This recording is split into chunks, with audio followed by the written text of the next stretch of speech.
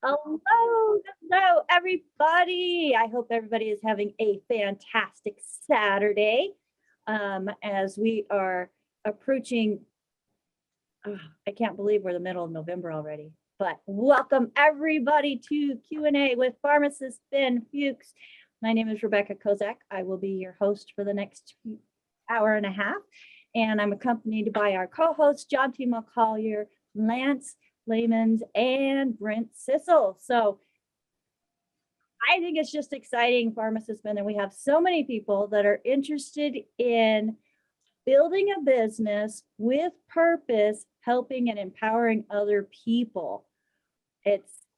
I love it. I absolutely love it. I know it, for me, it's a passion. I know for you, it's a passion. And it's your passion started a long time ago, much longer than mine. Not that you're that much older than me, but still. Ben, thank you so much for taking time out of your schedule and adding this as a resource so that we can all get plugged in and get more information on how we can help others and build a business without having a 4-year degree or even a degree. Yeah, I love the way you said that, because we always feel, I shouldn't say all of us, but some of us feel intimidated by the fact that we're not doctors or we're not medical professionals or we're not healthcare professionals. And the whole idea of health is that it's simple. Health is built into us. We confuse health with medicine. Medicine has kind of co-opted the idea of health and taken it for itself, basically because we've abdicated our responsibility for our own health, and we've placed it in the role of medicine. And so many people think that health and medicine are synonymous. They're not synonymous. Medicine, in its purest form, is designed to help us deal with emergencies, traumas. But what's happened is medicine has taken on the role of helping us deal with what are lifestyle issues, health, ways we live our lives in terms of how we eat, in terms of how we move our bodies, in terms of our psychological stresses. So first and foremost, we want to recognize that we have the ability to determine what's important for our health better than anybody else. Every individual knows his body better than anybody else. That's first of all. Second of all, what Rebecca was talking about was with the business. I want everybody on this call to understand that Rebecca is a master at this business, a master. And I've been in longevity now for going on 23 years now. And I can tell you there are some people that just get it, that just get how to take health and helping people with their health and turn it into something that they can make a living out of, turn into a business that is a win-win business. The ideal win-win business. You help people with their health, they help you with you help people with their physical health, they help you with your financial health. It's a win-win for everybody. It's the ideal win-win business opportunity. And I talk to a lot of people who can't make it go, who can't figure it out, who just, I'm not a salesman, I don't like multi-level, all of these kinds of stories that we tell ourselves. And I want everybody to understand that Rebecca has figured it out. And how long has it been now? Probably 6 years, 5 years, not even that long, right, Rebecca? I'm coming up on 6 years. 6 years now, right? In those 6 years, Rebecca has reached a level that very few people reach. And it's because she understands how to build a business. She understands how to build a team. She understands, that's what network marketing is about. It's about helping people underneath you make money for themselves so they can support you. You help other people, they help you. For the life of me, I can't figure out why network marketing has such a bad reputation, because it's the ideal business model where everybody helps each other. The lower people help the higher people help the lower people, and Rebecca gets it. So if anybody out there wants to build a business, contact Rebecca. She is, number one, sweet, as you guys can all tell. And number two, she's very accessible. But most importantly, she's very, very knowledgeable in how to make longevity a business. How to build a business for yourself so you can become financially independent, so you can work out of your home, so you can help make a difference in the world. Go ahead, Rebecca. I'm sorry. And I'm not a salesperson. No, you're not at all a salesperson. That's not your style. That's not your style. You motivate people. You know how to build a team. You're a networker. You know how to connect people. You know how to organize people. And you know what I think the most important thing about building a business, the way I look at it, is you have to have something you're interested in. You have to be a leader in something that you like. And it could be something like the financial side of things, which Rebecca is doing. It could be something like a specific disease state that you happen to have a relationship with because somebody in your family has it or you have it. You gotta have something that you're focusing on that makes you unique, and then become a leader. The most successful people in this business, correct me if I'm wrong, Rebecca, the most successful people in this business are people who are leaders, people who can lead other people, people who have a purpose and a passion and want to share that purpose and passion with other people in an inspiring kind of way. That's how you succeed in this business. And it'd be something as simple as my dad had Alzheimer's disease, and that's something that I study, I'm passionate about. I want to help prevent other people from having Alzheimer's disease. Or I survived breast cancer. I want to help other people survive breast cancer. You know, it could be, there's all kinds of things that you have to have, that you can, there's all kinds of ways you can turn your particular passion into a focal point that you can build a business on, but you have to have that particular passion. Something has to charge you. Yes. I just add a caveat there, which is that a lot of people don't know that they're leaders until they become a part of this business. They end up discovering a part of themselves that they didn't necessarily know existed before. That's a very good point. You know, you don't have to necessarily be a general, or, you know, you could be a mom. Moms are great leaders. You know, you may not think of yourself as being a leader if you're a mom, but you're a great leader. You're leading your family, or a dad for that matter. You know, so you're right. It doesn't mean that you're like the kind of leader like George C. Patton or something like that. It could be just that you have an ability to somehow get other people to see what you're seeing. And that really is a prerequisite in anything in life. If you want to succeed, you have to have an ability to have other people see what you're seeing, or to at least be a little bit interested in something that you're seeing. And that's how you succeed in this business, in my humble opinion. Now, if you're on this call, you either have an interest in health for yourself, or you have an interest in health for others. And if you have an interest in health for yourself, longevity is great. There's all kinds of ways that longevity supplements and the longevity message can help you in your health. But if you have a mission or a purpose or a passion for helping others in health, that's awesome. You are going to be able to build a great business, and we'll be able to help you do that. And I presume there's at least some of you, if not most of you, are on this call because you want to help other people with their health. And that's what longevity is about. I get to do it, you know, a lot because I've been with the company for a short period of time, but everybody can do it. You can do it wherever you are. You can do it in your family. You can do it with your friends. You can do it at parties. Just go out there and make a difference in the world. Really, don't even look at the money side of it. Look at the part where you're making a difference in the world, where you are helping shape and change the world at the most fundamental level there is, which is the level of the individual's good health. So if you want to, one of the first things you could do if you really want to build a business, what I tell people is carry around Beyond Tangy Tangerine with you. Carry around those little packets of Beyond Tangy Tangerine with you. And keep in mind that while everybody in this call, and probably people that you hang out with, a lot of people you hang out with already know about nutrition, the vast majority of people have no idea about what nutrition is capable of doing for them, what they're capable of doing using nutrition. You put a little Beyond Tangy Tangerine in a bottle and just can it to them. If just when they're sipping on it, they'll feel different, let alone give them a packet to take home and to use for, you know, a couple packets to use for a day or two, and watch what happens. It's the best sales tool you'll ever use. Am I right, Rebecca? Is the Beyond Tangy Tangerine. Oh, absolutely. But one thing I want to add to that, Ben, is, you know, as you're taking the products yourself, Yeah. people are going to want to know. Yeah. Because it's going to start shining through.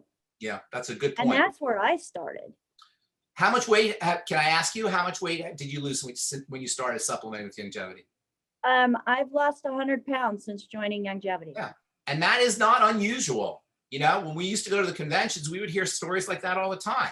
The power of these products in combination with the information that everybody shares, and obviously coming from the top from Dr. Wallach, is undeniably effective. And it's so undeniably effective that for most people, especially people who haven't supplemented, that within days, within a very short period of time, people are lowering blood pressure, losing weight, eating less food, feeling better, sleeping better, feeling better in general. So be proud of it. What's that? Losing migraines. Losing migraines, all of it, every mark of health. And that's really, that gets us to these questions, if you don't mind, and go into the questions, because I read these questions and everybody has these, we all have these, not we all, but a lot of people have individual health problems, and they're all different stories. When I was working in the pharmacy, it was always so fascinating to me, all the different stories people had when they would come to the pharmacy window. So one person had cancer, the other person had Crohn's disease, the other person had some multiple sclerosis, the other person had, husband had dementia. All these different ways diseases show up, all right? There's all these different ways diseases show up. But you want to think about all these different diseases as branches and leaves, and they all stem from a trunk. What you want to do if you want to address the diseases, you want to address the trunk and the root and the soil. The leaves, addressing the leaves and the branches is a nightmare because everything is all connected. Every branch has multiple branches on it. Every multiple branch has more multiple branches on it. It's almost impossible to try to approach disease at the branch and leaf level. But if you approach all of them at the soil and root and trunk level, the branches will take care of themselves. So just for this, if I can start reading some of these questions, there was one question that really got my attention, and it's kind of long, so I'm not going to read the whole thing. Is Jan on the call, by the way? I don't know. Possibly, yes, there is I a don't want to Jan. call anybody out here, but if Jan's the call, is there a Jan? Do you see Jana? All right, Oh, so no, Jan, I don't see all right, Jan. so Jan asked a question. She says her husband has stage 3 rectal cancer with a wall threatened. He's always exercised, never smoked, has eaten a very healthy diet, a lot of fresh vegetables. Upon his diagnosis, he gave up sugar. He drinks coffee with butter, several eggs cooked in butter, beef patty or beef steak, patty or steak for lunch, beef patty or steak for dinner, no bread, dairy, eggs, beef. We thought this would starve his cancer. 2 MRIs later, it's still there, hasn't gone away. There's a few other things here, but long story short, if you have cancer, obviously that's the most horrific diagnosis anybody could have. This is stage 3 rectal cancers. They're all horrific, but this is especially horrific. It's like crazy. What do you do? How do you deal with it? First of all, you got to understand that cancer is a sign of cell duress. When I say duress, I mean stressed out. I don't mean psychological stress. Whenever we hear stress, we think psychology. The body in general and the cell itself is stressed out. It's starved, it's suffocated and toxic, and cells can take a lot of abuse. But over time, what happens is instead of taking the abuse, they switch over and become cancer cells. Cancer cell is a coping mechanism. I'm not going to get into the biochemistry of why. It's easier for a cell that's under duress to become cancerous than it is to become regular. But long story short, a cancer cell doesn't do a lot of work. Cancer cells just divide. Ordinary cells do a lot of work. A cancer cell just divides. So it's it takes a lot of energy for a cell to do a lot of work. If it doesn't have the energy, it says, excuse my French, screw it. I'm just going to divide. And that's what a cancer cell is. It just divides. So the first thing you got to do is eliminate all duress. That means physical duress. Physical duress as well as psychological duress. That means anything you could do to calm the body down is critical. Now, this person is eating extremely complex foods with a digestive system cancer, or at least an excretory system cancer. So I can see why that it wouldn't go away. They're eating a lot of meat. Meat is not only difficult to process, but meat creates waste products that accumulate in the excretory system. Very toxic waste products that accumulate in the excretory system. This is one of the worst things this person could be doing. So when you have cancer, you have to calm the body down physically and psychologically. And the first thing way to calm the body down is to not put complicated things in the system, especially if it's a digestive cancer and an excretory cancer. No complicated things, very simple things. Bone broth, for example, is ideal because it's very simple. It's very easy for the body to get the nutrients out of bone broth. Think of all the processing that has to happen with a hamburger, let alone, I'm not even talking about what's in the hamburger, if it's got hormones and antibiotics and all the things that are in the meat. Just the meat itself creates various waste products that have to be excreted through the large intestine, which is where this cancer is. This is rectal cancer, but in that area. So calm the body down. If you have cancer, your goal is not to cure the cancer. That's what medicine wants us to think. The job is to cure the cancer. Your job is to feel better. Think about it. If you cure your cancer, but you feel like crap, what's the point, right? But if you feel awesome and you have the worst cancer ever, but you feel great, it doesn't matter. Your job is not to worry about your diagnosis, but to feel better. And the first thing to do to feel better is to not put complicated things, or not to stress out the system. And putting complicated things into the body through the digestive system is very stressful. Juices, vegetable juices, aloe juices, noni juice. We have noni and aloe cactuses, they call them succulents, are very rich in cancer-fighting substances. So enjoying anything that that's a succulent, either straight, like in terms of aloe, or just aloe juice or noni juice. These substances called polysaccharides are extremely important for the immune system and very helpful for fighting cancer. One of the most powerful polysaccharides, and when I say polysaccharides, I mean long chains of sugar, is fucoidan. Fucoidan is obviously in the fucoid Z and in the Z radical. I like the fucoid Z better because it's more concentrated. The Z radical is like a beverage, which is tasty, but the fucoid Z is much more concentrated. So fucoidan, powerfully anti-cancer. One of the most immune boosting, in fact, really from a biochemistry standpoint, stupendously immune boosting and anti-cancer polysaccharides is beta-glucan. Beta-glucan is in the Restart Your Life product, and actually in the whole Restart Your Life line. In fact, there's a beta-glucan in the, and I don't remember the name of it, Rebecca, help me out. There's a beta-glucan product in the Restart Your Life line that has vitamin C in it. Vitamin C is also very important for cancer, very powerfully anti-cancer. In fact, vitamin C is so important, if I had cancer anyway, I would be exploring intravenous vitamin C and intravenous nutrition, especially for digestive system cancers, because malabsorption is likely, and if you get the nutrients directly into the blood, you can bypass any malabsorption issues. So intravenous nutrition, in addition to the polysaccharides from fucoidan and from the beta-glucan and Restart Your Life, as well as from succulents.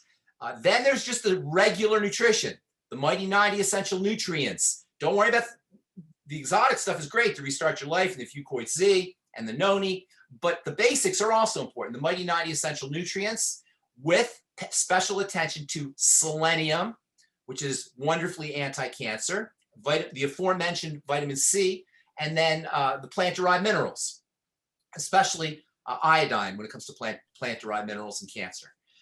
Then there's the psychological stuff. The physical stuff is great, but the psychological stuff is important too. You know, athletes do something before they have a performance, before they play football or before they're running a race, that everybody should do. And I've always said, if an athlete is doing something, we should all be paying attention, because just living life is an athletic event. Just getting your butt out of bed in the morning is an athletic event. So if an athlete is doing something to improve their performance, that's something we want to do. And one of the most effective psychological or mental strategies that athletes do before an event is they visualize, using visualization strategies, visualizing your body healthy, visualizing your body whole, visualizing the cancer cells retreating. Get on YouTube and look at videos of the immune system fighting cancer. There are actually videos of white blood cells, the soldiers of the immune system, digesting cancer. Memorize those videos in your head and then use them to visualize. Visualize the cancer shrinking. Visualize your immune system strengthening. Visualize yourself feeling whole. Then there's the whole movement part of the equation, because the movement stimulates excretion. You can excrete toxins when you move. You've probably heard it said sitting is the new smoking. So why is sitting the new smoking? When you sit, all the toxins pool up. They don't excrete. Movement helps stimulate the excretion of toxicity through the circulatory system and the lymphatic system. Jumping up and down on a rebounder, going out for walks. It doesn't have to be anything heavy. It doesn't have to be any stressful exercise. It just has to be movement. One of the easiest ways to move is one of the most powerful immune boosting, body calming, health promoting, longevity inducing strategies. And it also is great for moving the lymphatic system. And that's something I call SDR breathing, slow, deep, rhythmic breathing. So making sure you're practicing your slow, deep, rhythmic breathing is important. You can see that everything I just said about dealing with cancer is applicable to anybody who has an autoimmune disease or who has an inflammatory disease or who has diabetes or has anything. This is the root, the trunk and the root and the soil, everything we just talked about. It's not specific for cancer. Vitamin C is important for everybody. Selenium is important for everybody. Visualization is important for everybody. Calming the body down is important for everybody. And that's how we want to look at this. Not so much cancer, but how to treat the body as a system in a healthy fashion through movement, through respiration, breathing, through good nutrition, the mighty 90 essential nutrients, through drinking lots of water, through spiritual, mental, and emotional strategies, all of it. So for this person who has cancer, and it's too bad she's not on the call, if anybody knows her, anybody knows who Jana is, I'm happy to work with her. Don't fall into fear for your husband. Understand that everything is reversible, including stage 3 or even stage 4 cancer. I have a textbook of case studies on spontaneous, so-called spontaneous remissions. Cancer comes and goes. Keep your attitude positive and make sure you're doing all of the basic things you need to do for health. And sometimes I feel like I repeat myself because it's all basically the same idea, but that's good news because that means it's not complicated and you can use the same strategies for multiple different health challenges. All right, so that's for Jana. And you'll hear me say a lot of the same things for, oh, by the way, for cancer, cancer loves sugar. So, and cancer hates oxygen. Those are the mortal enemy of cancer is oxygen. The best friend of cancer is sugar. So going ketogenic and reducing your sugar intake, and sugar means bread and pasta and rice. And it's not just gluten, by the way.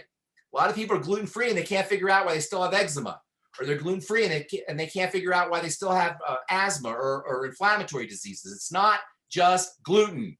It's unfortunately simplistic to just focus on gluten. There are hundreds of different compounds and seeds and grains and vegetables that can be problematic, and you have to see where your problems are. If you're eliminating gluten but you still have inflammation, then you have to look at something else. It's obviously not just gluten. And the reason I say that is because there's gluten-free pasta and there's gluten-free brownies and there's gluten-free beer and there's gluten-free all kinds of things that people can't figure out why they're only eating gluten-free bread and gluten-free pasta, but they still have problems. So there's much more than just gluten.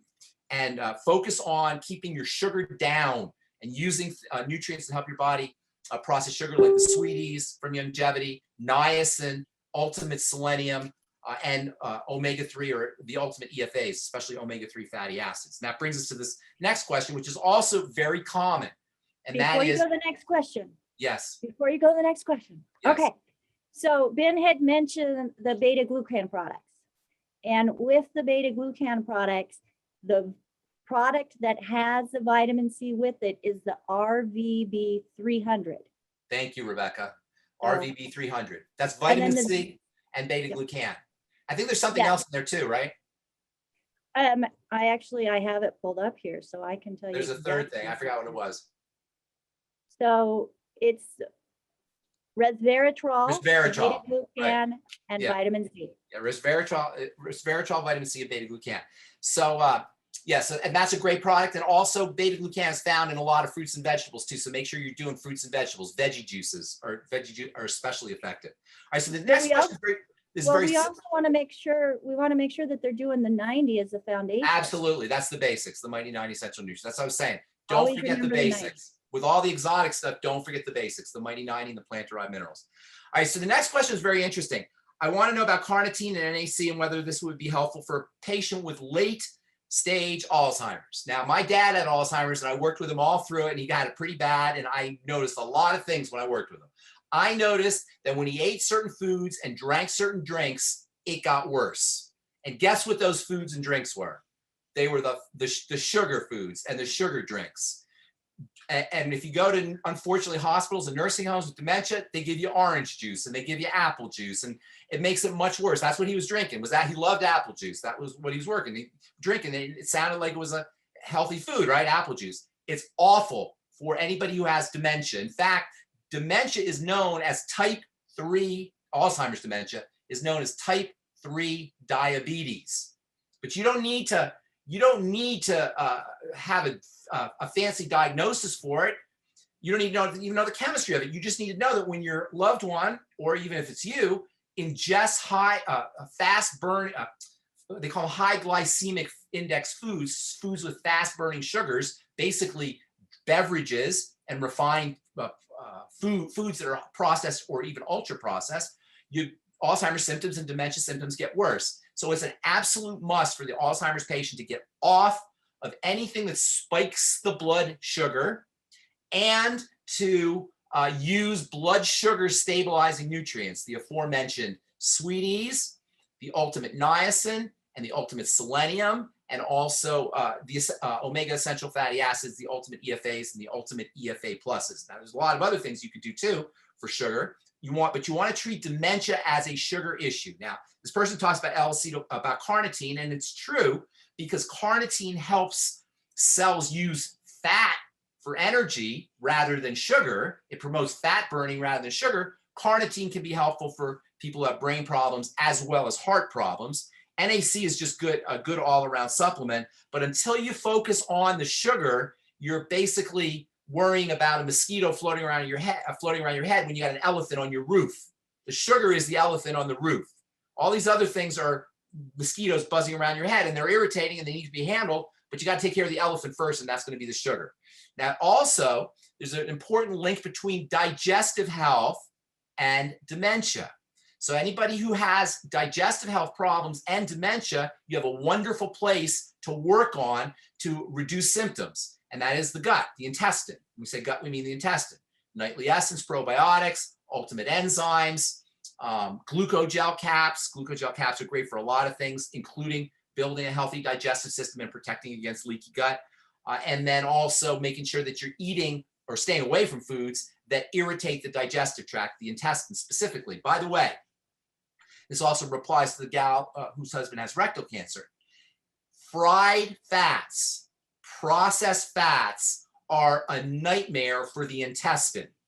That's one of the worst things that fried fats and processed fats do, is they create inflammatory conditions in the intestine that leads to what's called leaky gut syndrome. Leaky gut syndrome is, as I'm sure most of you probably know this, is when you get leaks in the intestine. Those leaks allow things to get into the blood that shouldn't be into the blood. These particles that get into the blood ultimately deposit in soft tissues and cause autoimmune diseases. They can clot the blood and cause sticky blood, depriving all the cells of oxygen and nutrients. And as far as the brain goes, you can have leaky brain syndrome. Just like you have leaky gut syndrome, you could have leaky brain syndrome. You have a wall, a metaphorical wall that separates the blood vessels from the brain. This is very important. It's called the blood-brain barrier. And it's like a wall that covers the blood vessels in the brain to keep things from leaking out. That's important because you don't want, the brain is highly perfused, there's lots of blood, and you don't want toxins going from the blood into the brain. That could be a dangerous condition. However, when you're eating the wrong foods and you have stuff leaking into the bloodstream through the intestine, especially eating a lot of processed fats, fried fats, deep fried fats, etc., the blood-brain barrier becomes leaky and toxins go into the brain. This can cause things as mild as brain fog or confusion or memory problems, and it can cause things as dramatic and profound as autism and schizophrenia and dementias. So you got to be very careful about the gut as well as working with blood sugar. And then thirdly, for the Alzheimer's patient, you want to keep the body moving. And this should be no surprise based on what we just talked about. The more movement you have, the more detoxification you're going to have, the more oxygenation you're going to have, and the more nutrition you're going to have. But movement also supports brain health. Movement supports what's called neuroplasticity and the secretion of something called BDNF.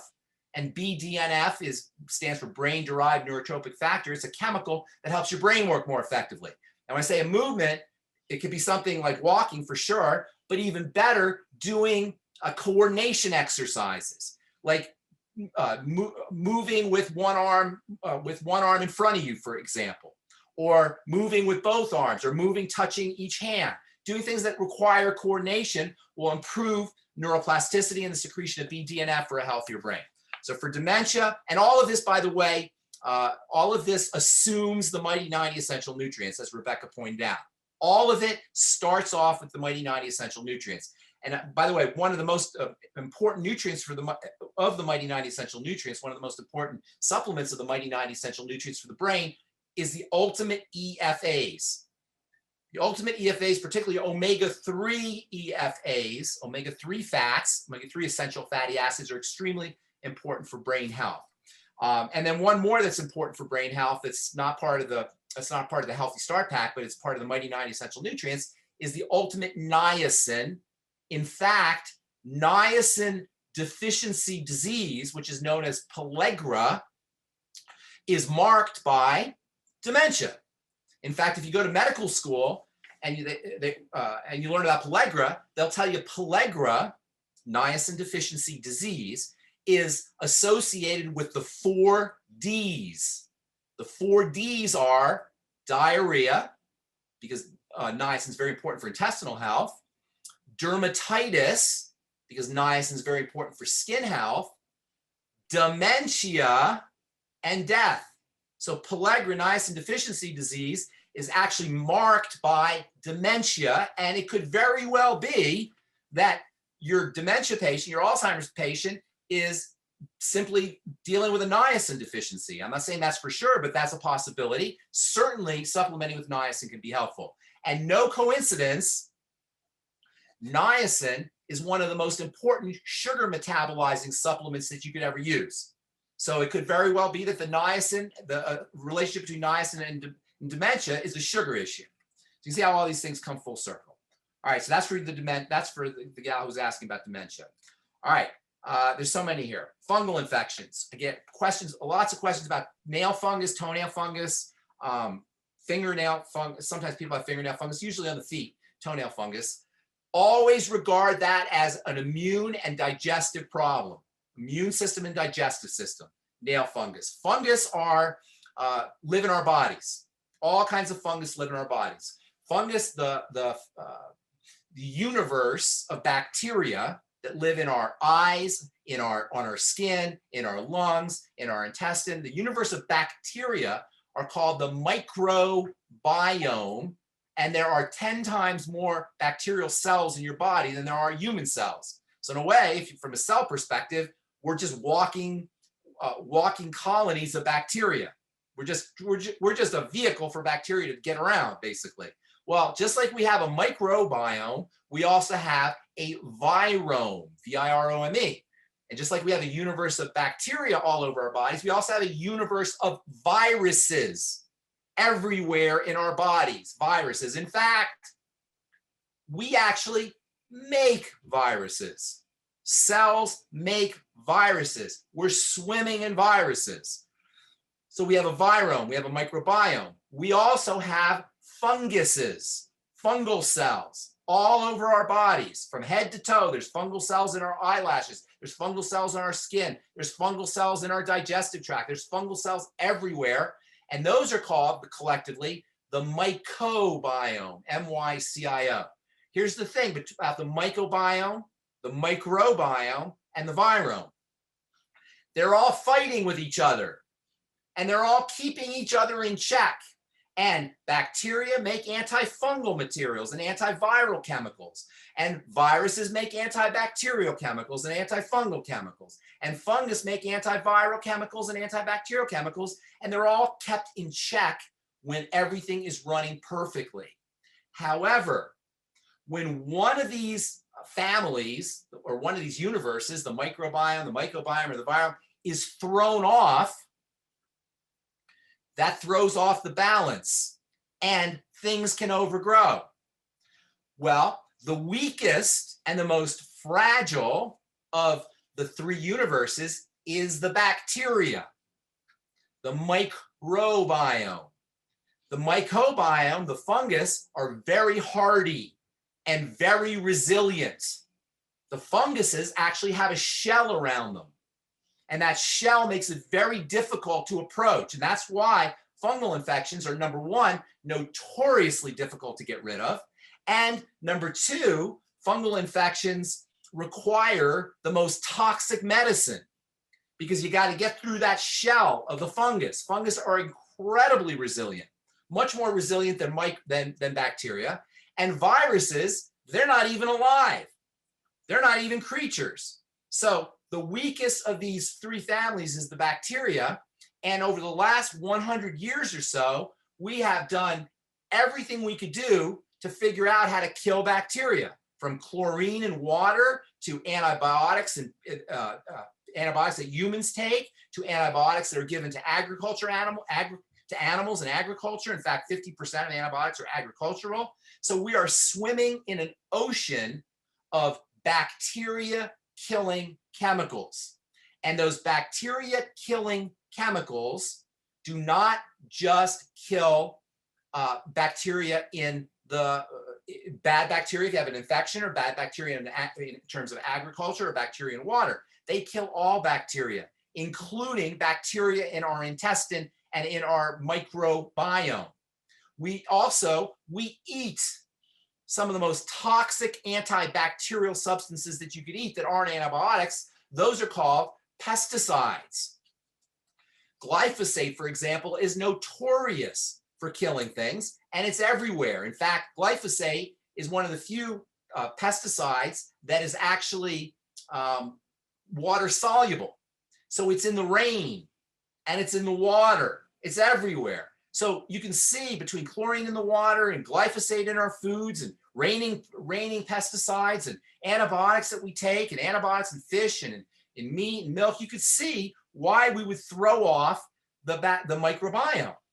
To make matters worse, we eat a lot of sugar, and sugar feeds the microbiome bad bacteria. Microbiome has good bacteria and bad bacteria. So long story short, fungal infections need to be treated as a bacteria microbiome issue, first and foremost. That means, number one, the nightly essence. Number two, ultimate enzymes.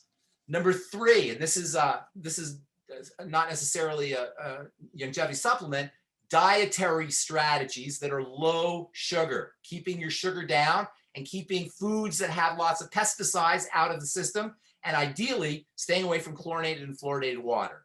Also, in terms of digestive health, it's not just taking care of the bacteria directly, it's also the kind of foods that we eat. So making sure you're eating foods that don't feed the bad bacteria. We talked about sugar previously, but also bad bacteria can be sustained and fed by eating processed foods, by eating foods, especially processed meats. Processed meats contain nitrogen preservatives, which are notorious for killing bacteria in the intestine, and actually, in combination with killing bacteria in the intestine, feeding the wrong bacteria in the intestine. So there's lots of things you could do for fungal infections, but most importantly, regard it, number one, as an intestinal issue, and number two, regard it as a killing bacteria issue, staying away from things that kill bacteria, promoting healthy bacteria, or a healthy microbiome.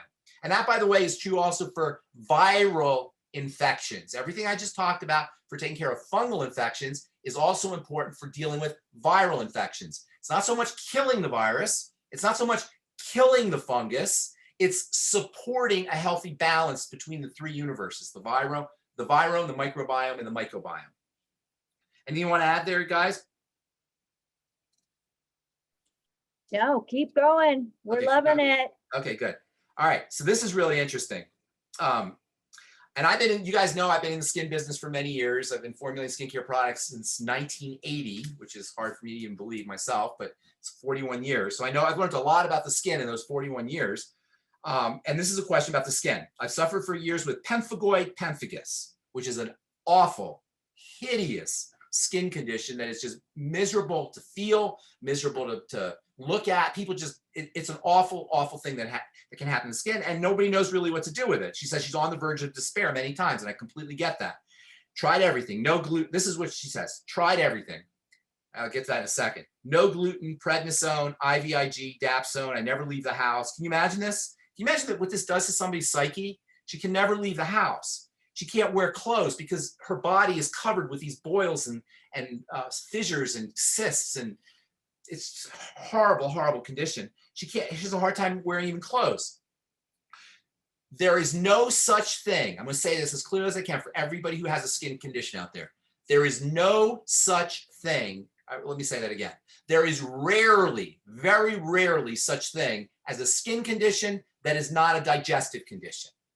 Okay? You can have occasionally what are called contact issues, where you have an allergic reaction to something like latex, for example, or perhaps nickel or gluten sometimes, or cement people have allergic reactions to. Those are rare. Technically, those are called atopical conditions, atopical or contact conditions. I'm sorry, those are called contact conditions or topical conditions. Most skin problems, the vast majority of skin problems are atopical. That means they're not topical. They're internal. And when I say internal, I mean in the blood. Okay? So when I talk about skin, about the digestive system, I'm not just some foodie. All right? I'm not, you know, David Avocado Wolf saying you have to eat organic and you have to eat pure things. I'm not saying any of that. I'm saying that if you have a skin condition, with rare exceptions, so 99.9% of the time, if you have a skin condition, you have a blood condition. Okay? If you have a blood condition, that means something has gotten into the blood, right? If you have a blood problem, something must have gotten into the blood. So then the question is, how do things get into the blood? Well, there's only two ways, really. One way is you can inject things, and guess what? If you inject things through your skin into your bloodstream directly, you are running risks for health challenges, including skin problems. And skin issues and autoimmune issues and inflammatory conditions are known side effects of various injections. Now that's true about medical injections, and it's true about injections, illegal drug injections. People who inject heroin or inject methamphetamine or who inject whatever people inject in terms of illegal drugs are notorious for having health challenges, are notorious for having skin problems. The same thing happens with drugs, injectable drugs, but that's not the most common way things get into the blood. What's the most common way things get into the blood? Through the digestive system. So for this gal, first of all, she says, no gluten. Again, what does that mean, no gluten? There's 100 other things that she could be reacting to, right? To say I have a problem, but I'm off gluten and I can't figure out what the problem is like saying I have smoke in my house, but I can't have a fire because I have a fire. I put fireproofing in the walls. It doesn't matter if you have fireproofing in the walls. If you smell smoke, you got a fire. You can't say I'm not going to worry about it because I got fireproofing in the walls. We put chemicals in the walls so they can't burn. You got smoke. That means you have fire. It doesn't matter about the fireproofing. You have an immune condition. Pemphigus is an immune condition. In fact, all skin problems are immune conditions. Let me say that again. All skin problems are immune conditions. An immune condition is a defensive condition. The immune system is your defensive system. It's the Army, the Air Force, the Navy, the Marines coming to fight.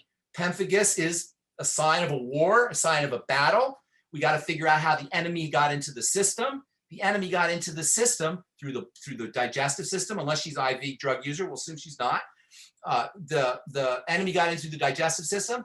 It doesn't matter that you're off gluten. There's something else going on. You got to figure out what that is. This person should be fasting, by the way. That's what I would do. And then start adding foods in one at a time and seeing when the condition flares. One of the beautiful things about skin conditions is they flare.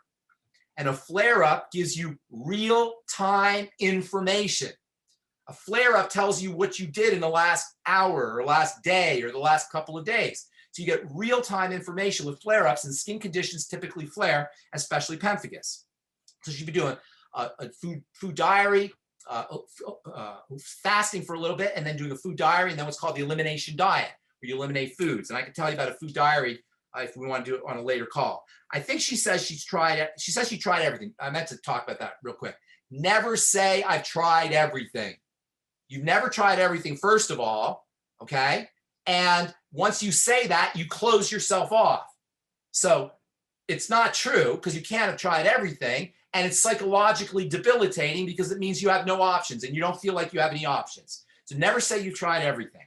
She says no gluten. Okay, we went over that. And I think she says, she says prednisone and dapsone. Those are steroids. And so I don't know if she means she didn't do prednisone or didn't do dapsone.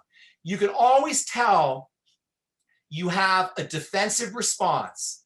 So let me say that again. The immune system, whenever you have an immune activation, inflammation is the calling card of the immune system. So whenever you have an inflammatory condition or an immune condition, you have a defensive response. If you have a defensive response, you have an offending agent. Your job is just to figure out the offending agent. The medical strategy is to tell the army to stand down.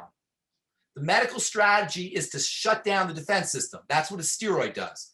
So if you ever get a steroid for a medical problem, for a health problem, understand that you're dealing with an immune condition, a defensive condition, and a much healthier response, even though you may need a steroid in the short term if you're in total agony. And sometimes these defensive responses can cause misery. So sometimes you do need a steroid. And I hope everybody in this call recognizes that I'm not some kind of Pollyanna about, I'm not Pollyannish about drugs. There are sometimes you need drugs, okay? The problem is when you stay on them and you use them chronically and you don't change your life in a way that eliminates the problem that caused you to be on the drugs. We end up staying on drugs the rest of our lives, as they say in the medical world. You're going to be in this drug the rest of your life. So occasionally you need steroids.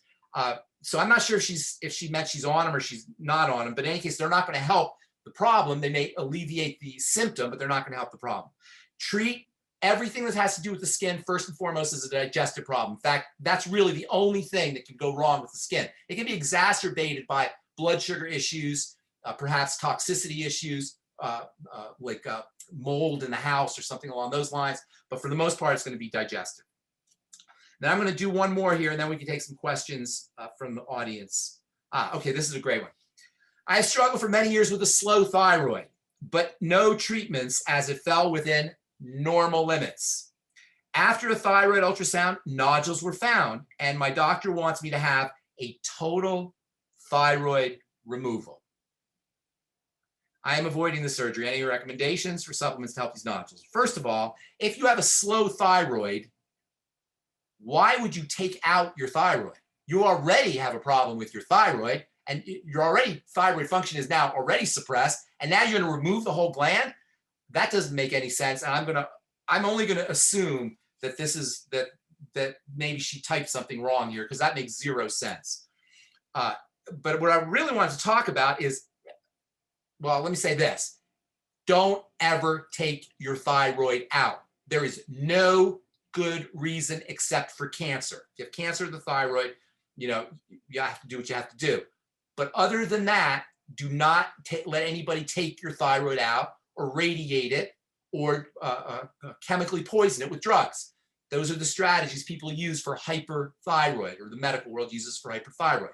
So that, I just want to say that, but sounds more like a hypothyroid condition. The reason I think it's important is because this. Almost everybody, now let me say that again, everybody who has a chronic degenerative disease is hypothyroid. Everybody who has a chronic degenerative disease is hypothyroid. You don't need to be tested for it. If you have a long-term chronic degenerative disease, you can rest assured you are hypothyroid. Many people are hypothyroid and don't know it because we get tested based on normal ranges, based on reference ranges. So this gal she knew she was hypothyroid. She knew she wasn't feeling right. She didn't say it, but she probably had symptoms, but she was always normal. It doesn't matter what the test says. It matters how you feel. So I'm not a believer in tests, as some of you may know. Go by how you feel. In this case, for this gal, for anybody who's hypothyroid, hypothyroidism is the branch. There are several strategies at the root and soil level that will take care of hypothyroidism and that need to be addressed. In pharmacy, we know that the medication that people get for hypothyroidism is notoriously ineffective. Now, it may give you a slight buzz at first. You may get some energy at first because you're putting thyroid hormone into your body, but over time, the body adjusts and you have to change your dose. And anybody on Synthroid or Levothyroid or whatever, levothyroxine, which, by the way, every year among the best-selling drugs, every year in the top 10 best-selling drugs are Synthroid, levothyroxine, and other forms of thyroid hormone. So thyroid hormone has a reputation in the world of pharmacy for being very ineffective. And one of the reasons for that is because the problem is not the thyroid hormone. The problem is the thyroid gland. The hormone, we mistake the hormone for the gland. We think that the problem is with the chemical. It's not. It's with the gland that is making the chemical. The problem with hypothyroidism is at the level of the gland. So you got to take care of the thyroid gland. How do you do it? Well, first of all, the number one cause of hypothyroidism is, surprise, surprise, digestive problems. In fact, probably the most important diagnosis that's associated with hypothyroidism is called Hashimoto's hypothyroidism. They call that an autoimmune disease. Autoimmune diseases are caused by toxicity that has gotten into the blood and distorted parts of the body. If you have an autoimmune disease of the nerves called multiple sclerosis, you have a distortion at the level of the nerves. And so the body attacks that distortion. If you have an autoimmune disease called type 1 diabetes, you have a distortion of the cells of the pancreas. The body attacks that distortion. These distortions are seen as an enemy. If you have a distortion in the cells of your thyroid, the body will attack those cells. The distorted thyroid cells are seen as the enemy. The question then becomes, why are these cells distorted? These cells are distorted because of things that have gotten into the bloodstream and deposited in the glands. And what are those things? They come in through the gut, leaky gut. In addition, when things leak into the gut, leak into the blood through the gut, they can initiate immune reactions that can cross-react with the thyroid, cross-react with the pancreas, cross-react with the muscles, cross-react with various parts of the body. This is what autoimmune diseases are. They're cross-reactions and attacks on distorted cells in the various glands of the body. That's the mechanism, but the cause is stuff getting into the blood through the intestine. To make matters worse for the thyroid regulates the intestine. The thyroid is responsible for controlling and healing the intestinal cells. So once the thyroid is suppressed because of the stuff that's leaking out and because of the autoimmune diseases, you have further suppression of the digestive system and intestinal health, and you end up with this vicious cycle where messed up intestine messes up the thyroid, which messes up the intestine, which messes up the thyroid, which further messes up the intestine, further messes up the thyroid, and you get this downward spiral. So what do? It's simple. You work on the intestine. That's first. It's always first with all health challenges, but now you can see the mechanism here. Probiotics, digestive enzymes, I don't want to repeat myself, fermented foods, stay away from problem foods, food diary, all the things we just talked about for cancer, all the things we just talked about for pemphigus, all the things we just talked about for Alzheimer's. You see what I'm saying here? It's not complicated. There are simple things that are at the level of the trunk and the soil and the root that help you deal with all the leaves and all of the branches, no matter whether you call the leaf or branch pemphigus or dementia or Alzheimer's or whatever. You go to the root and the soil, and it starts with the digestive system. Now, with the thyroid, there's a couple other places you can work. Stress causes cortisol, stress hormone, to go up. Cortisol gives you, I call it coffee energy. Energy that's where you're moving, you're hyper, you don't feel good, you're energized, but you don't feel good. You're tired, but you're wired. It's for emergencies. Cortisol is only supposed to give you a quick jolt when you have a stressful situation and then go back down again. Well, we all know how we live our lives, and based on the world situation, our home situation, our personal situation. So we're living hypercortisol. Over time, the thyroid will compensate for the hypercortisol, for the energy that's derived by the cortisol, and will start to slow down to keep things back in balance.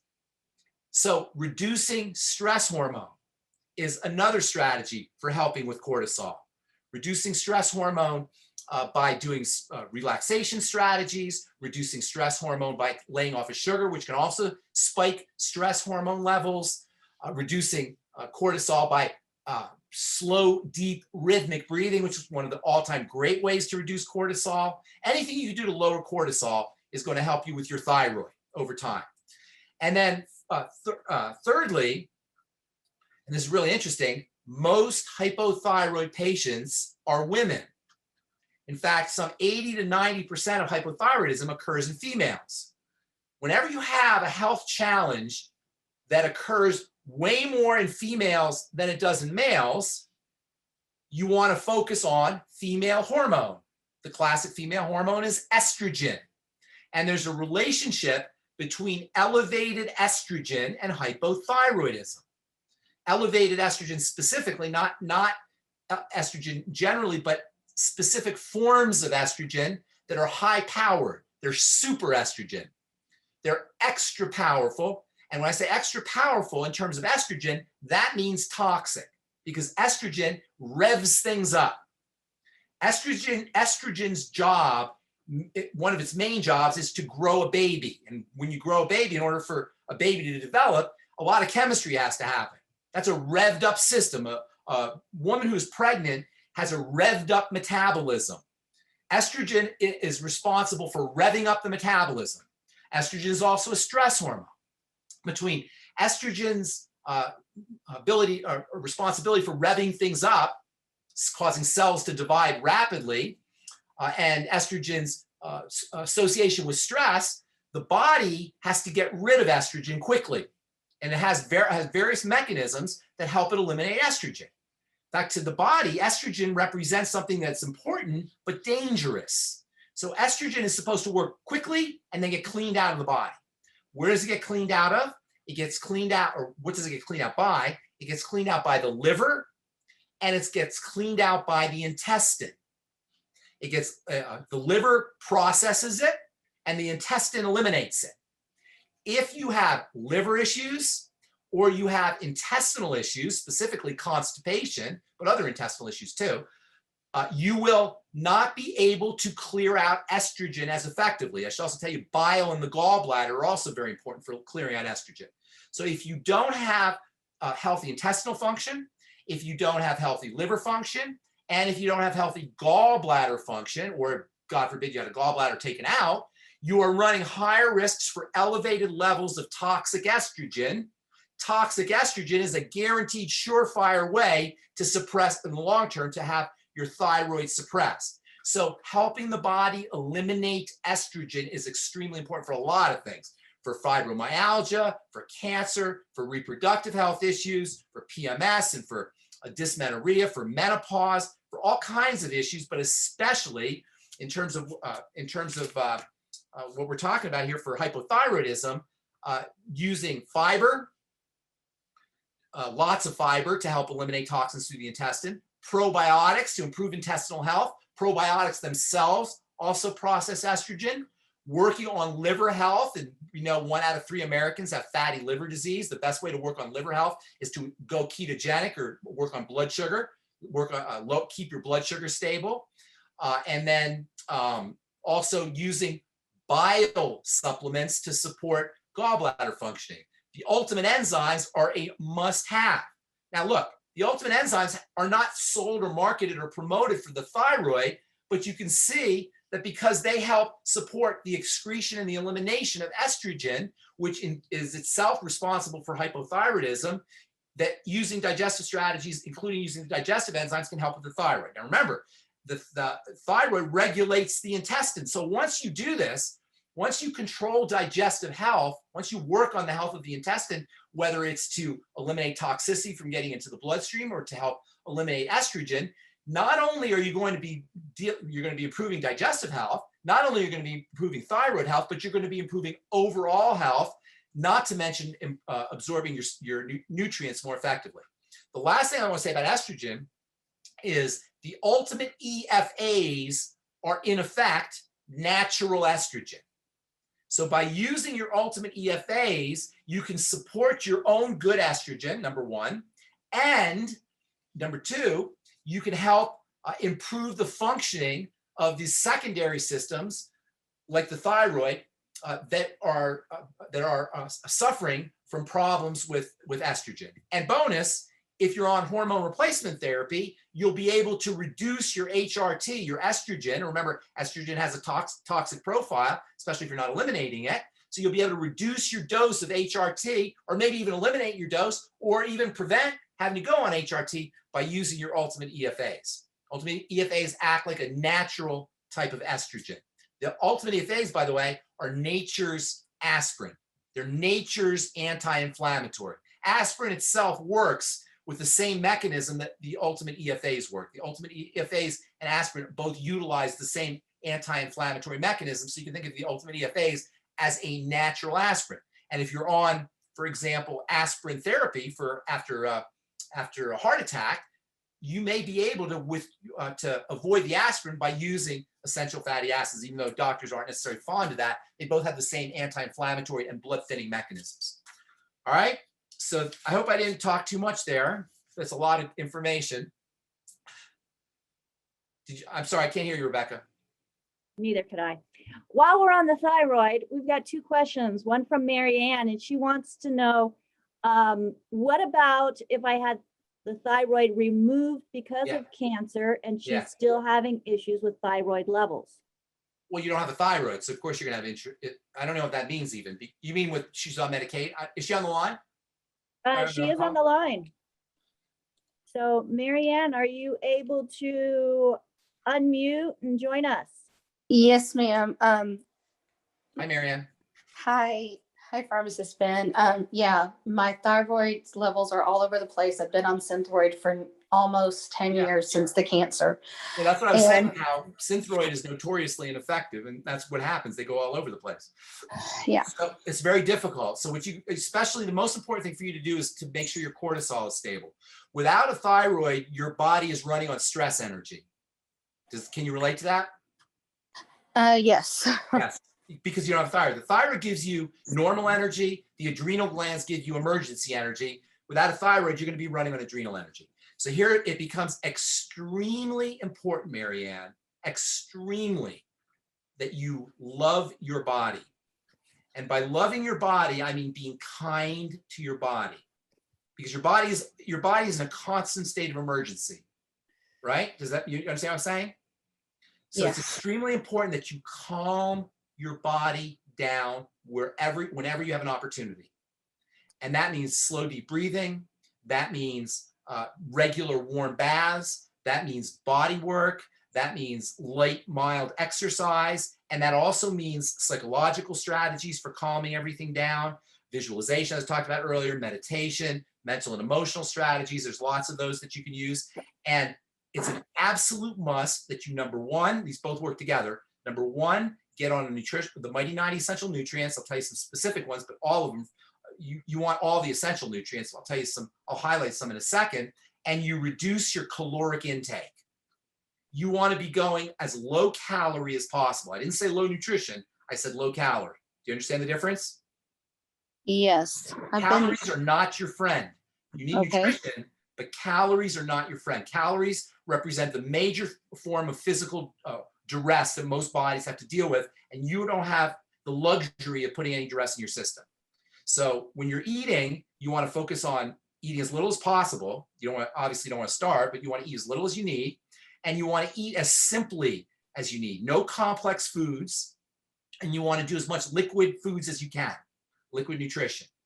That means vegetable juices are ideal for you. Anything that allows your body to access the nutrients without having to use a lot of digestive machinery.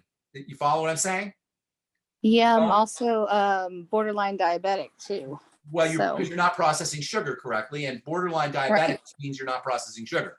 So diabetes is kind of an arbitrary diagnosis. You just consider yourself not processing sugar. And that makes sense because the thyroid helps you process sugar. And when you run on cortisol, something very interesting happens when you run on cortisol. So do you understand how cortisol is emergency energy, right? Yes. The way cortisol works to give you emergency energy is it sends a message to your liver to release sugar. You understand what I'm saying? Yes, so now your sugar goes up, your blood sugar goes up. Then, because whenever the blood sugar goes up, insulin, that's your sugar handling hormone, that gets secreted, it pulls the sugar out. Make sense? Yes, sir. Now you're low blood sugar. Guess what happens then? You get more cortisol. That causes sugar to be released from the liver. It goes into the bloodstream. Insulin comes out, pulls the sugar out. Now, guess what? You're low blood sugar again. So guess what else happens? More cortisol comes up. And this goes on and on and on. You follow this? You understand what I'm saying? I call this the low blood sugar, high blood sugar roller coaster. Have you experienced this idea where you're fatigued and you're jittery and you're fatigued and you're jittery and you're fatigued and you're jittery like that? Yes, sir. I'm tired all the time. That's right. That's called the high blood sugar, low blood sugar roller coaster.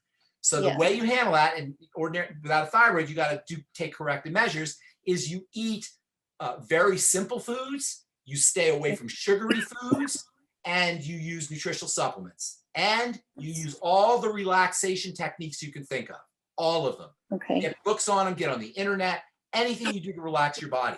Okay, because your body your body thinks a lion is chasing it all the time. That's how your body is perceiving the world, not you mentally necessarily or psychologically, maybe you mentally and psychologically, I don't know, but certainly your body. Okay? So it's very important that you're kind and gentle to the body, all the things I just said. As far as supplements go, EFAs are critical. They are your anti-inflammatory calming nutrients, particularly omega-3 EFAs. Vitamin E is also important, and you'll get some vitamin E from your ultimate EFAs, but you might want to take a little extra vitamin E on its own. Vitamin C is probably the most important nutrient for the adrenal glands. So the Beyond Tangy Tangerine is a must-have. I'd be sipping on that all day long. If you're doing it, don't try to do it all at once. Do it, the way I do it is I just put some in a water bottle and I sip on it all day and I load it up again. I get to where I like the taste, which is about a half of one of those scoops. That's how I like it, whatever you like the taste. And because it's everything messes up my stomach. It will mess up your stomach if you do too much. Yes, absolutely. Yeah, I mean, if I do a full dose with a shake, it messes me up. Plus, I have kidney stones to deal with too. So, well, that's because everything is slowing down. Kidney stones are caused by oxalates and various salts that clog up the kidneys. Ordinarily, if your thyroid was working correctly, everything would be moving correctly. You're stagnating. Your body's machinery is clogging up. The wheels, it's kind of like the wheels of the fan aren't moving like they should. Can you picture that? It's like everything's kind of like this. And so that makes sense that you would have kidney stones. So lots of water, that will help you with the kidneys. That will help you with stones. Lots and lots of water, plain water, as well as the Beyond Tangy Tangerine. So vitamin C is very important for the adrenal glands. Also, zinc is very important for the adrenal glands. I'd be doing 50 milligrams a day of zinc. And also the B vitamins, particularly vitamin B12. And you might want to consider B12 shots, and you'll get lots of the B vitamins in general from the Beyond Tangy Tangerine. Okay. Okay? Thank you so much. All right, I've been desperate. One last thing. Let me just say one last thing. The bile salts from the ultimate enzymes can be very helpful for helping you eliminate estrogen. And that can also benefit your adrenal glands. Estrogen is a stress-inducing chemical. So using the ultimate enzymes. In fact, doing all the digestive supplements, the nightly essence and the ultimate enzymes. And I haven't talked about this, but the Daily Digest is a really handy way to get digestive supplements. The Daily Digest has probiotics in it and has various digestive health nutrients in a packet that you can use every day. So it's very handy. All right. The next question relating to thyroid, Ben, is Terry is asking my thyroid was damaged by radiation. Yeah. Does the stomach rule still apply to? Yes, all of it. Everything I just said. Everything I just said for Marianne with no thyroid applies to anybody who has a damaged thyroid. Did they radiate it? Is she on the call? She is on the call. Did they radiate it because of Graves' disease, or are you saying it was an accidental radiation? Terry, can you go ahead and unmute?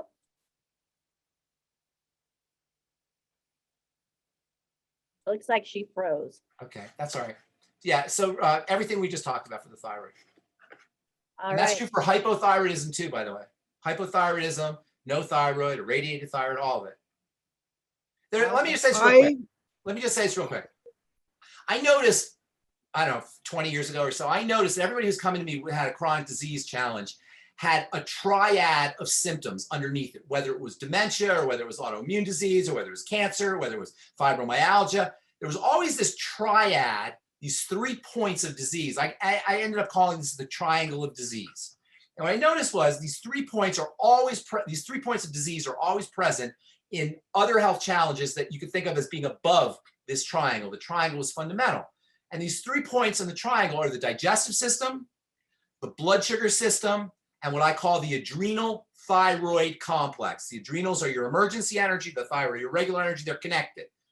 So whenever you have a health challenge, you always want to focus on these 3 points. If you do not focus on these 3 points, when you have cancer, when you have dementia, when you have autoimmunity, when you have fibromyalgia, when you have PMS, when you have whatever, if you don't focus on these 3 points, you will not be successful. Conversely, when you do focus on these 3 points and you modify them, correct the imbalances, you will always be successful. And by successful, I mean you will have diminished symptoms and possibly even reversal of whatever you're dealing with. But certainly you'll feel better and you'll diminish the symptoms. The 3 points are the digestive system, the blood sugar system, and the adrenal thyroid complex. And on another call, I'll tell you how this all happens, because it starts, for many of us, it starts when we're born or even in utero, in the womb, this whole triangle of disease. But that's not what I want to talk about now. I just want to say, no matter what your health challenge is, if you focus on digestive health, the blood sugar system, and what I just call the adrenal thyroid complex, using all the things we talked about with Marianne, you will always get positive results, mitigate symptomology, and very likely reverse whatever you're dealing with. The triangle of disease is where you want to place all of your attention: digestive system, blood sugar system, adrenal thyroid complex. Okay, so right. let's take one more question. Okay, so Jane has her hand up. Jane, are you still with us? Hi, Jane. I guess my issue is much simpler in a sense. I've been on the protocol for osteoporosis of the skull for over a year, and my back is hunched over when I walk, and Okay, it let's talk about that. Let's talk about that. Okay, so first of all, if you go to the World Health Organization website, you'll find, 8,000 different diagnoses. And I always tell people there's only one diagnosis. It's not like you have ALS and MS and MBT and THA and THD. There's only one disease. It's called MBFA disease. You know what that stands for? John, do you know what that stands for? It's the MBFA disease. What's the MBFA disease? Oh, My body is falling apart disease. all right. That's the only disease there is. My body is MBFA. Your body's falling apart. So our body falls apart. And so what's happening is, you call it osteoporosis of the skull. You can call it scoliosis. You can call it whatever the heck you want to call it. Your body is dissolving. It's deteriorating. The bone is made up of something called connective tissue. Connective tissue is stuff. The word tissue is overwhelming. It sounds sciencey and medical. Just call it stuff.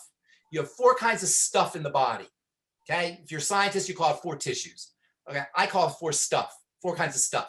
You've got stuff that's electrical. That's called nervous tissue or neural tissue. You've got stuff that is covering your skin, for example, or on your eyes. That's called epithelial tissue. But the bulk of the body is not the covering and it's not the electrical. The electrical is the wiring and the covering just covers everything. The bulk of the body is 2 kinds of stuff. And these 2 kinds of stuff are wrapped together.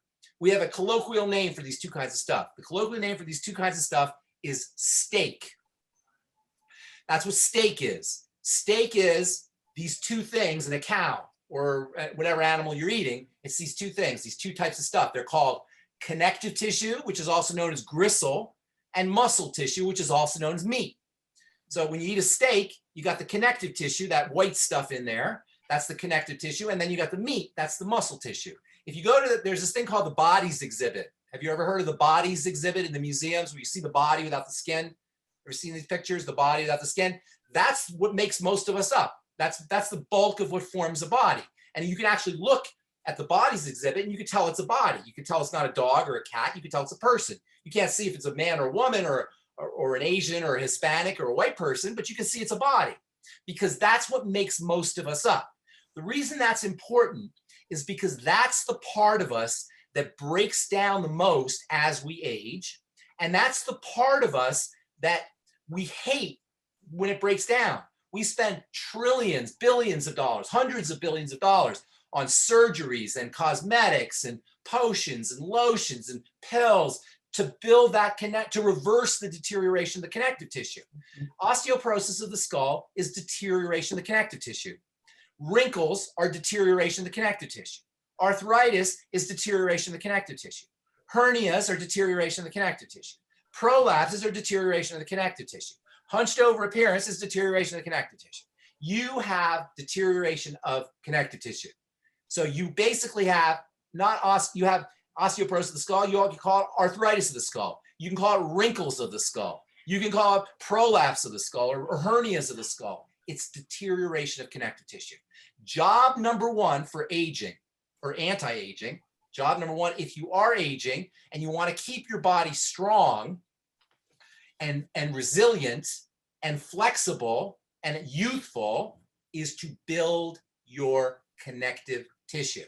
And there's lots of ways to do that. Now, I'm going to tell you some of them in a second here, but first I want to say, I don't want to digress too much, but it's important to recognize the connective tissue doesn't just give you strength and a straight posture and a strong skull and strong bones and strong joints. The connective tissue also feeds all of the cells of the body. All of the cells of the body are nourished and oxygenated and detoxified through the connective tissue. So building connective tissue doesn't just give you strong joints and strong bones, it gives you a strong everything. It strengthens all of the organs. It fights cancer. One of the ways cancer works, does its damage, is by drilling through connective tissue. So when you build the connective tissue, you fight cancer. When you build connective tissue, you prevent metastases, the spreading of cancer. So you can see for all of these reasons, if you had to pick one thing to do for your body, it would be to build the connective tissue. So there's lots of ways to do that. Okay, make sense so far? Mm-hmm. All right, lots of ways to do that. First of all, you cannot make connective tissue. Let me digress real quick. Collagen, you've all heard the term collagen, is the main protein in connective tissue. Connective tissue is made up it's made up of fibers and goo. If you ever seen how they build a highway or they build a bridge, they'll have steel cables and then they'll put cement around the steel cables. The body does the same thing. The combination of the steel cables and the cement gives you a strong bridge and a flexible bridge. The body does the same thing. The fibers, the steel cable is the collagen, among other fibers. There's a few other ones, but it's the collagen. The cement is in the body, it's called extracellular matrix. I call it goo. So the fiber and the goo make your body strong and resilient, like steel cable and cement makes a bridge strong and resilient. That means anything you can do to build collagen and build the goo is going to give you strong connective tissue. And there's lots of ways to do it. Lots of ways to do it. Number one, vitamin C. Without vitamin C, you cannot make steel cables, i.e. collagen, and you cannot make goo, i.e. Extracellular matrix. So making sure that you're getting enough vitamin C is critical. The recommended daily allowance of vitamin C is 60 to 100 milligrams a day. It can't even touch the amount that you need for making healthy, strong connective tissue. It's not even close. You need grams of vitamin C a day. Your Beyond Tangy Tangerine is ideal for vitamin C. It's one of its most important, most valuable benefits is it gives you a big dose of vitamin C, the Beyond Tangy Tangerine, right? So sip on that all day. Secondly, your ultimate EFAs are required for building healthy, strong connective tissue. Make sure you're using your ultimate EFAs. OsteoFX, stay on that, but I would be upping the ultimate EFAs. I'm not sure how much you're taking. Fourthly, I should say, bone broth. Eat bone broth. Make your own chicken soup. The cartilage that's on the top of the chicken bones. Chicken has the most cartilage. You can do beef, but chicken bones have more cartilage. Dissolves into the soup, and you drink cartilage basically when you're drinking bone soup. One of the pillars of connective tissue building is when you eat connective tissue, you build connective tissue. So by eating connective tissue and connective tissue building components, you will help your connective tissue. And that's where bone broth comes in. Collagen and collagen peptides are also important. So making sure you get on the collagen peptides and also collagen powder, straight collagen powder. Gelatin is a great way to get collagen, by the way, and it's really cheap. Just make sure it's unflavored, unsweetened gelatin, and make sure it's organic, because collagen is made from gelatin is made from bones, and if cow is fed off all kinds of stuff we feed our animals, you can have unhealthy gelatin. So make sure it's organic gelatin. Dr. Wallach was really hip to this. He came out with something that we still sell, of course, called the pig pack, right? Because he knew about pig cartilage, and he knew about gelatin. And that was one of the first things. That's what got my attention, actually, when I first heard Dr. Wallach, was how well he understood the importance of collagen and cartilage as a nutritional supplement, because it's something we learn about in pharmacy school. So make sure you're getting collagen and cartilage. The mineral zinc is very important for building connective tissue. So make sure you're getting enough zinc. I like 50 milligrams of zinc. We have a zinc product, and Rebecca helped me, a Zinc FX. So make sure you're using your Zinc FX. And then last but most certainly not least, for building the gooey part of the connective tissue, are what are called, we talked about earlier, proteoglycans and polysaccharides. And that's where your Fucoid Z comes in. That's where the noni comes in, and that's actually all of the various succulents come in. And also where bone broth, and also you can get cartilage supplements too. Those will also help. So you want to focus on building connective tissue. That's your job. Now, that's from a nutritional supplement perspective, but there's also things you could do physically. And this is true for anybody who's dealing with that kind of shriveling that takes place as we get older. And sometimes that shriveling that takes place as we get older it doesn't just affect our appearance. It can also cause tremendous pain as we shrivel. And it can be very uncomfortable. A lot of older folks just live with it, because it's almost like it's associated with the aging process, but not necessarily so. One of the best things you could do, in addition to all the nutritional supplements we talked about, is stretching. Making sure you practice stretching, high, low, to the sides. If you can do yoga, that's awesome. If you take a yoga class, but you don't necessarily need to. Get on the internet and practice stretching. You don't even need to do that. Just every day, especially in the morning, because at night everything tends to contract. Especially in the morning, start stretching. Do anything you can do to stretch your extremities, your fingers and your toes, your hands and your feet, but also the large muscle groups. Just get a book on stretching, get on the internet and study stretching. Not only can it have dramatically powerful effects for pain and for inflammation, but it can also help you regenerate connective tissue. It can also stimulate the growth of the connective tissue. The body has a use it or lose it mentality, and stretching tells the body that it has to use it. And while we're on a subject of stretching, if you can do resistance training, it doesn't have to be like in the gym lifting heavy weights, even just a gallon of milk, or even just a book. If you can practice lifting a book, a heavy book. I mean, don't feel like you have to have anything intense. Just put stress on the muscle. Remember, use it or lose it. So putting stress on the muscle. A great exercise to do for elderly folks, or folks who are out of shape, or morbidly obese, or really sick, is just sitting and standing. Just getting into a standing position and a sitting position, or sitting on the floor and getting up from the floor. That's a little bit harder. Or easier, sitting on a bed and getting up from a bed. Just practicing sitting and standing. If you want to get really good at it, or when you get really good at it, sit and stand very slowly, as slowly as you can. Get out of a seated position slowly, get into a seated position get into the seated position very slowly. So stretching, exercise, using nutritional supplements to build connective tissue. Last but not least, one of the mortal enemies of your connective tissue is sugar. In fact, sugar reacts with connective tissue in a process called glycation, which you may have heard of. Glycation is the reaction that sugar has with connective tissue. So making sure that you stay as far away as you can from processed sugar, processed sweets, and using all the nutrients that help your body process sugar, which are things like the ultimate, what I said earlier, the ultimate niacin, ultimate selenium, and of course the sweeties and your omega fatty acids. The good news here is, do you see how many options we have? You see how many different ways that you can use, all the different strategies you can use to treat all of these different conditions. Thyroid, none of it involves medicine. Thyroid, scoliosis or osteoporosis of the skull, cancers, dementias. There are so many ways we can take care of ourselves. And even if you just do one of these things, your body will start to feel better. Your body will start, your symptoms will start to reverse. Your body will start to be what it's supposed to be. Even if you just do one thing, let alone two, let alone three. You can also see how none of these are complicated or hard to understand. And none of these involve medicine or a healthcare professional. They're all lifestyle things. And if there's anything I want you guys to remember and take home, it's that health is a lifestyle issue. It is not a medical issue.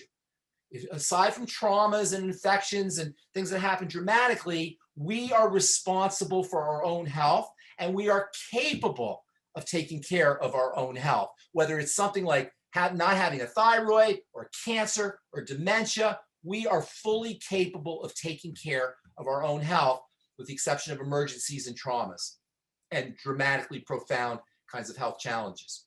All right, so that was an hour and a half, you guys. That's a lot of time to be listening to me ramble on here.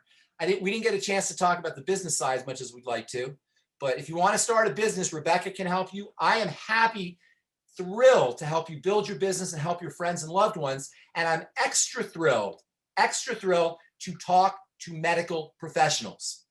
This is something that medical professionals are responsive to. It's something that medical professionals cannot disagree with. And it's something that medical professionals need to hear. And good ones are receptive to it as well. So if you have any medical professionals or any kind of healthcare professionals, even if they're just acupuncturists or massage therapists or Reiki therapists, whatever it is, especially love talking to medical professionals, nurses, dentists, whatever. Okay? Thank you, Ben. Thank you so much. One thing that I really want to emphasize here is, if you were invited to this program by somebody specific, get back with them, because they cared enough to share this Zoom with you, or the replay. You'll be able to find the replay. Jonty, where's the replay going to be? Is it going to be on Ask Doc Live? I know No, if you it's sign going to be up on for the Critical Health newsletter, News. So criticalhealthnews.com. yeah. So And that's if where you're you'll be able to subscribed to find the Critical Health News newsletter, you'll get it in your inbox on Monday. I'm going to get it posted kind of as soon as I can. A lot of folks don't check newsletters on the weekend, so that's why Monday is when it'll be rolling out to everyone. Yeah. So, and I know that we had more hands up. We had more questions in the chat. You can go to askdoclive.com, use the contact us, and include your phone number in that. We will get those questions to Pharmacist Ben. He'll be able to give you a call and work with you. Ben, I just love the way that you are accessible, and Yes. I mean, it's coming from the heart for you. It's true. That's what I'm a healthcare professional, and I'm a pharmacist, and that's what we're trained to do. And I love talking to people. So if you feel free to contact Rebecca by email, put your phone number in there, and I'll get back to you personally. And especially love talking to medical professionals. And if you have somebody that you need that's in your downline, or you want to just talk about with longevity, I'm happy to do that as well. Absolutely. Thank you, guys. All right. Thank you, everybody, for joining us today. We are going to be trying to do this every single month, either the second or the third Saturday. So make sure that you get on that newsletter subscription so that you will get the email notification of when our next Q&A with Pharmacist Ben Fuchs will be. So we love you. Mwah. God bless, and have a fantastic Thanksgiving. Bye, Bye everybody. for now.